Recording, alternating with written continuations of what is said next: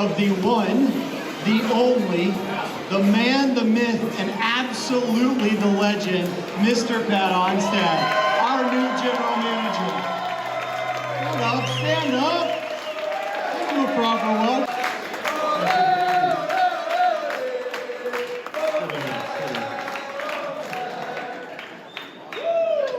All right, thank everybody for coming. We know that there's a search currently going on for a coach. Do we have an estimated timeline of when you might feel comfortable? How many individuals have you guys been looking at, talking to?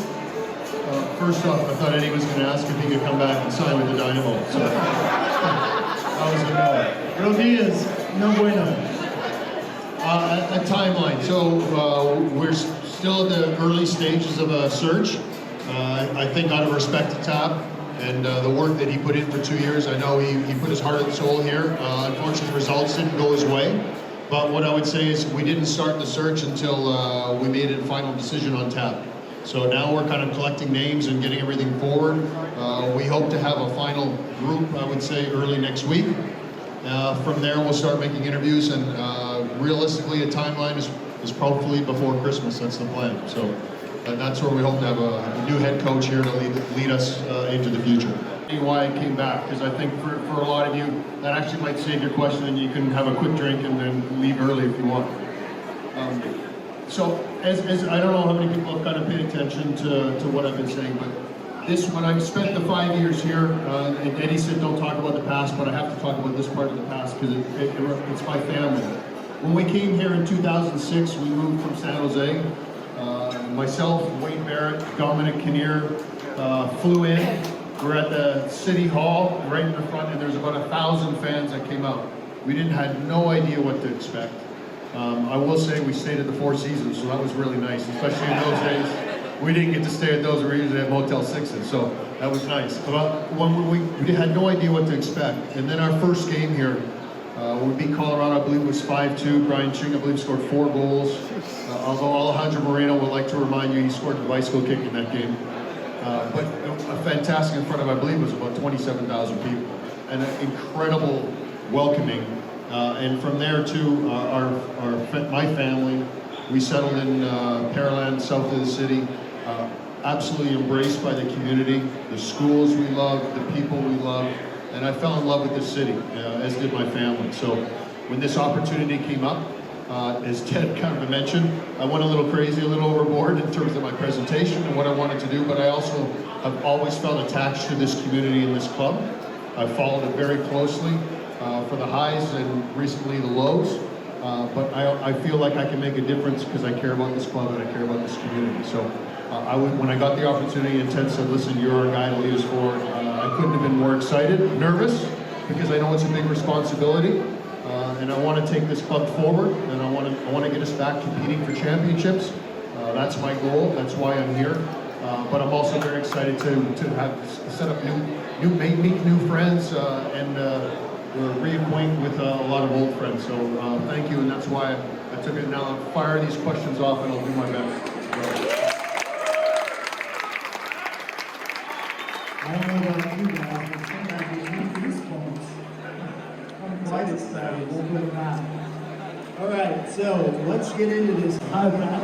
I just wanted to say thank you for taking this opportunity to come join the club. I know all of us as fans are grateful that you took upon this job, so I just want to say thank you so much for that. My question is there any way you can email me that 100-page slideshow that you showed? No, but it was pretty robust. It was an interesting interview process, and Ted was very open. I think for the initial meeting, we met earlier before I had the big presentation, but I think right from the start, I liked his vision for the club, his energy, his commitment to the club financially, and what he wants to do here. So from some of you already know, we're renovating the stadium to try to make it a better experience for all of you. From the players' standpoint, we're looking at renovating the training ground. We've already put in a brand new field. We're talking about doing cosmetic stuff around the training ground to give the players a little more space, a little more lounge space where they can stay and enjoy and get to know one another, and we can help build that culture. So Ted is committed to this club and this community, so it was pretty easy. So the first meeting, I think we connected really quickly, and I think he appreciated the fact that I wanted to be a part of this rebuild, or so to speak, as we move forward. As Major League Soccer grows, there's a lot more responsibility in your position, a lot more responsibility that's difficult for one individual to take on. Can you talk a little bit about what positions that you want to add to the soccer side of the front office?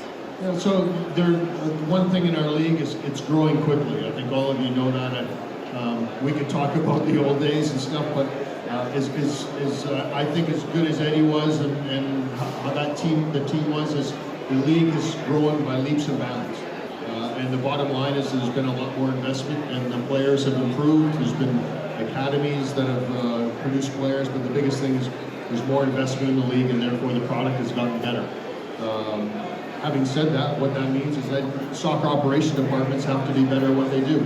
You have to increase your budget in your recruiting department, which is one thing that we need to do. You need to have more executives that are thinking and forward thinking. We will be doing that as well.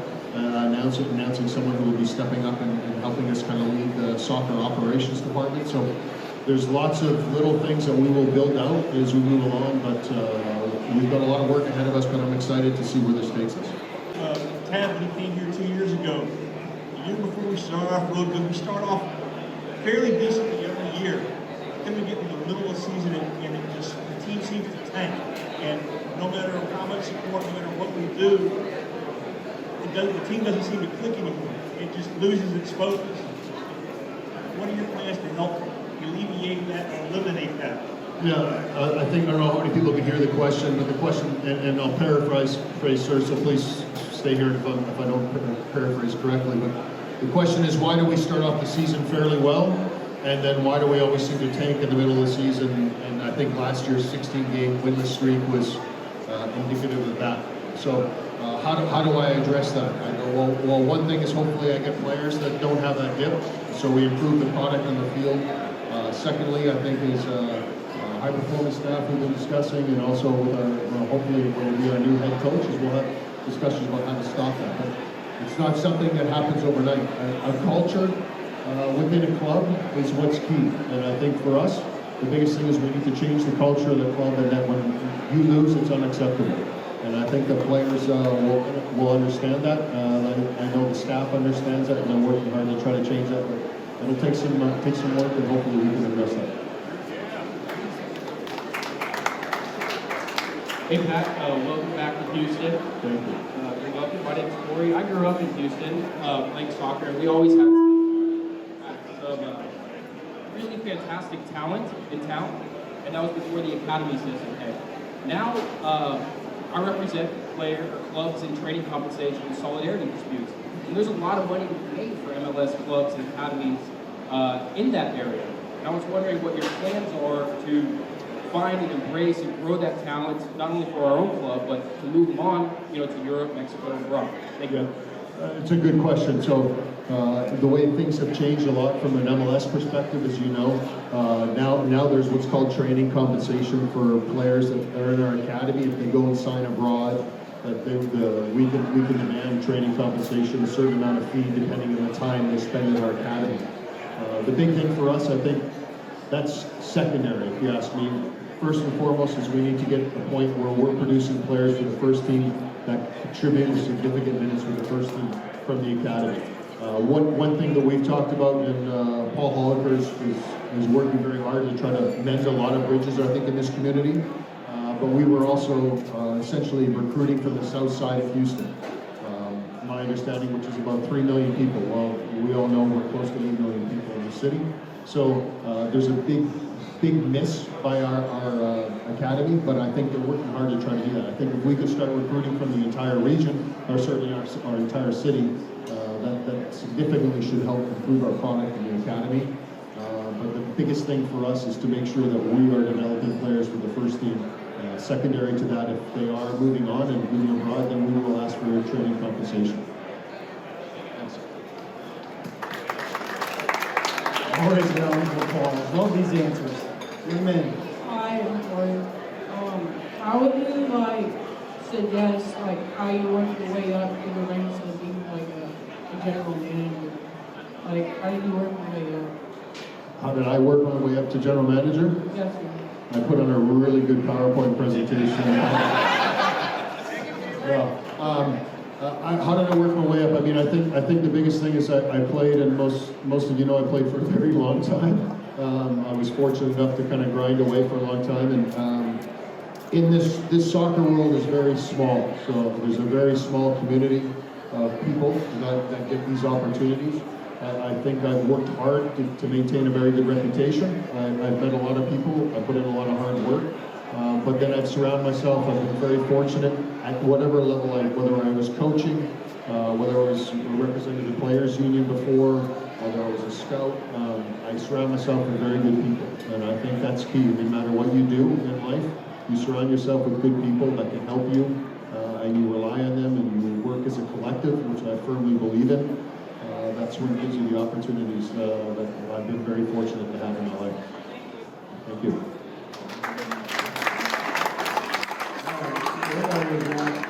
Oh, here we go, right here's one.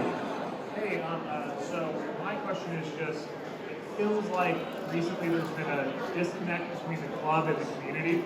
What type of things are you thinking that you're going to do to try to build those connections back? Yeah, I think that's fair, and it's certainly the feedback I've had so far. That there is a disconnect between the community and the club, or a slow disconnect. And I think directly when you look at our season tickets, from 12,500 season tickets down to like 6.5 now. So for us, we need to build that up. And how do we do that? I think first and foremost, put a winning product on the field. But the other thing, it's a story I like to tell, and for those of you, and I've seen some familiar faces, George,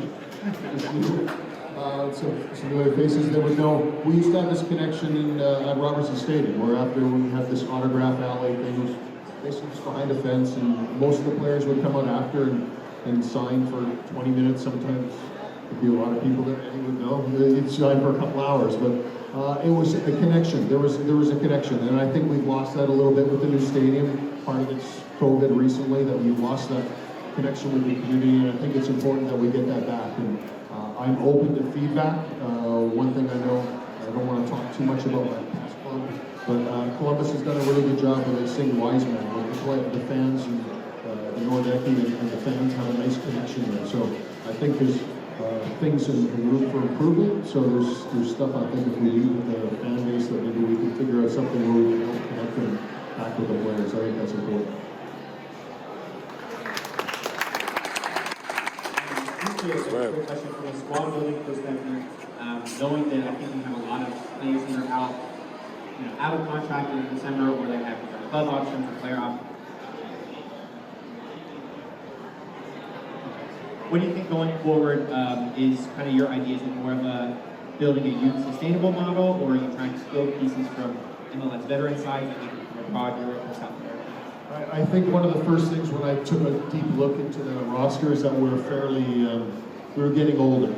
And I think that this league is a younger league. It's a league for young players and robust players and athletic players. So I hope to try to put a younger product on the field, so I am looking younger if I can.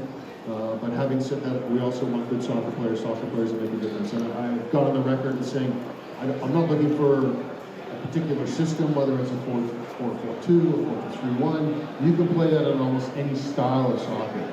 But my belief, and the phrase I've been using, which I'm sure any soccer coach will say that's not a real system pattern, a real style of play, but is a proactive style. And what I mean by that is a team that's still able to possess the ball. We are playing in Houston, all things, so I think if you defend for 60 minutes, you're going to melt and eventually you'll give up goals. But you need to be able to possess the ball. But I think for me, more importantly, is you need to make it difficult to play in this environment. You need to be good at home. And to do that, you need to be relentless. You need to be able to win the ball back when you do lose it.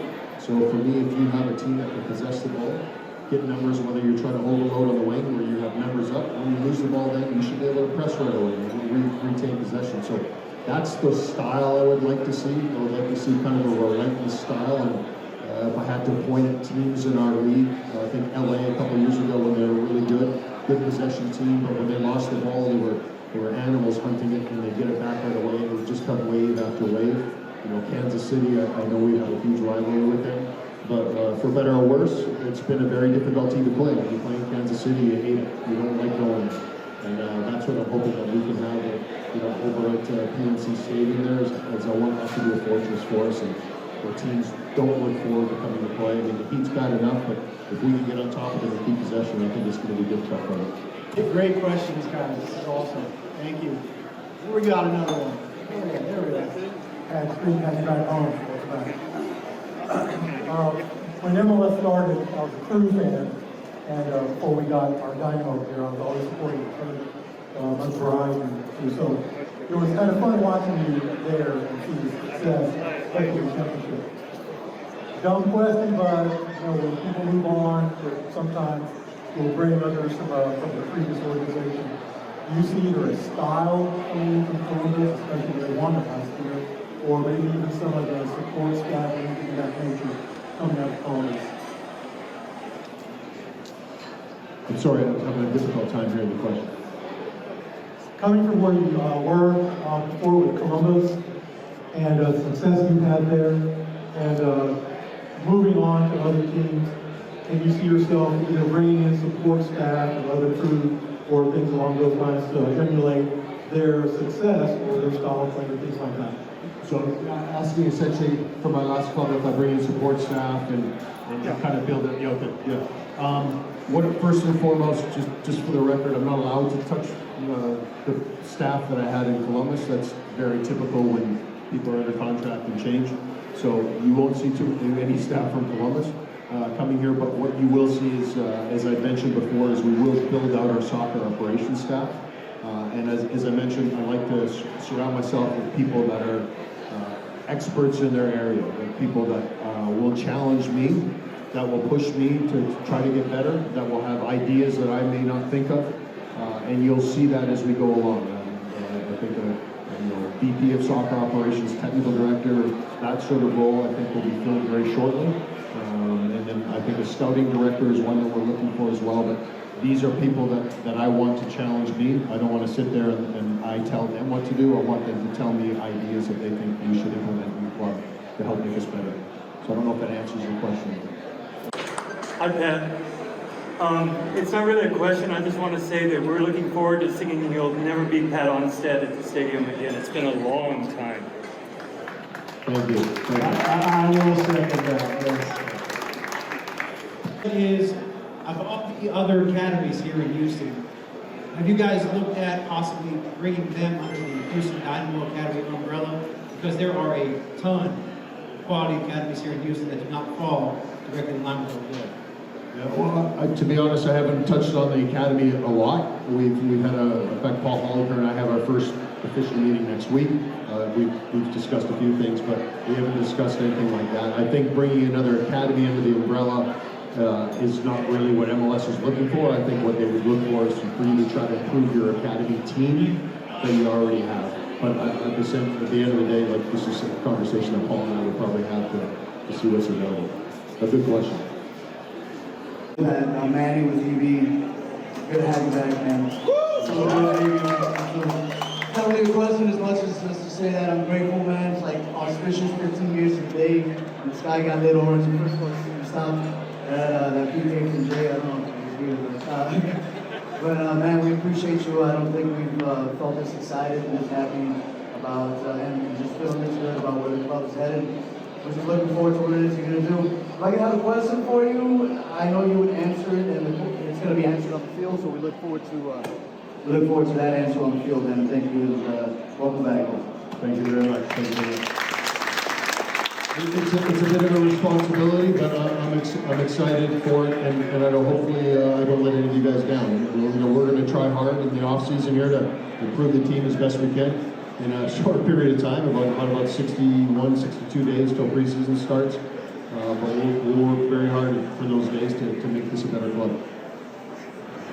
All right, well, let's see if we have any more questions. Is there anyone else? Anyone else? Just appreciate our supporters groups. We appreciate everyone that came out. Yes, we got one more. Hear me? Yes. So my question is related to my understanding of your performance as the season begins and moves forward. As I look at the limited data that I have just on an ESPN app of some of the statistics, what concrete data points can I look at as games go by, maybe not one game, but maybe across 10 games, to assess how well you're performing or not performing? Yeah, I think that'll also depend. That's a great question. There's actually some great websites out there. American Soccer Analysts, StatsBomb is a good one. I mean, specifically, like, Absolutely. what should we be looking for? I'm going to get to that. Yeah, so I think the big thing is when you have a different coach and he comes in with a different style, you have different metrics that you measure. So, for example, if you're a high pressing team, then you would be looking for the sort of where you want to win the ball. If we're a team that wants to win the ball in the attacking third, we would look for numbers to win the ball in the attacking third. So it depends on the style of the coach to just say, hey, we expect to have an expected goals greater than this. That's not how it works. You have to have a style of play, and then you have to measure that style of play. You're shaking your head, sir. I quit. What do you want to see? Where do you want them to become? Yeah, I want to see, like I talked about, a proactive team, a team that can win the ball. So yes, I want to see people winning, pressuring the ball, and winning the ball in the second half. But preferably, if we don't lose the ball, then we don't have to do that. So it could be possession stats as well.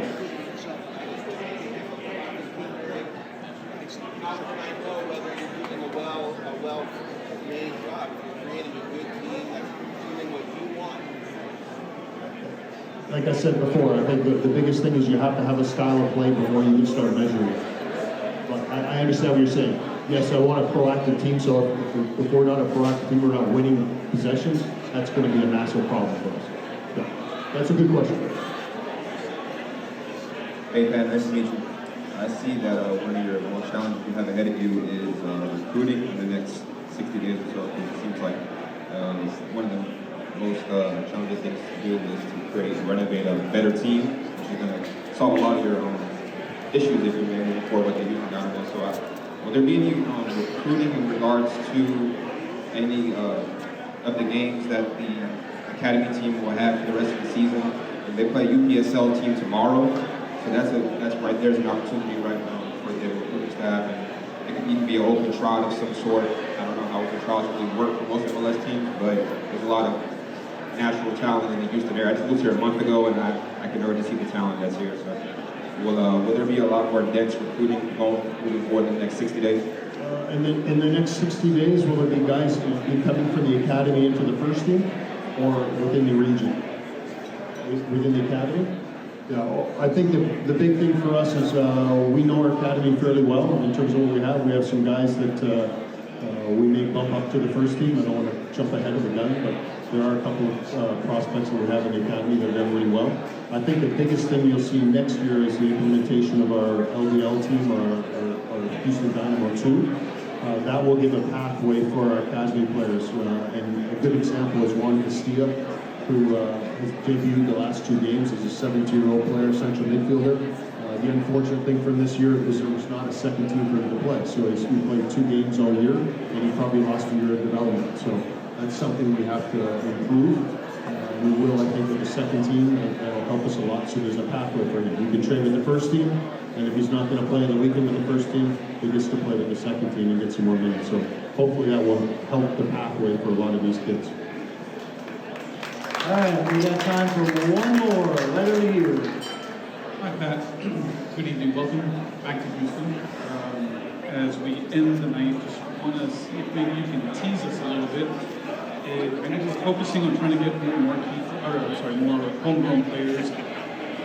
Is there anybody that's a marquee player that you might be interested in bringing to Houston? A marquee player? There's a few positions we'd like a marquee player in. So I would say, I think the biggest issue we have is that we're not an attacking team. We're missing some players, some attacking pieces, and from what I see, we're 2 to 3 very good attacking pieces missing here for us to be successful. So that's going to be my focus in the off season. I'm going to get a lot of help from our scouting department, from everyone that's in the club.